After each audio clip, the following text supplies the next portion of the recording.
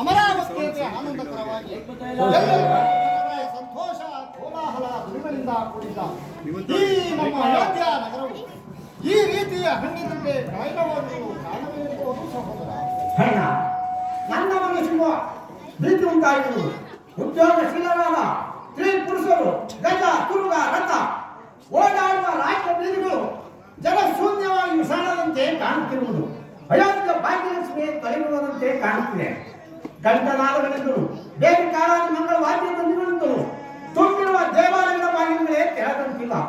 ಇನ್ನು ನನಗೆ ಯಾವ ಅಮಂಗಳವೂ ಕಾಣಿರುವುದೋ ಕಾಣಿಲ್ಲ ಅಣ್ಣ. ಅಣ್ಣ, ನಾವು ಕೈಕಾಲಗಳಿಂದ ಹೊರಟ ಇಂದಿನ ರಾತ್ರಿ ನಮ್ಮ ತಂದೆಯವರ ಮೇಲೆ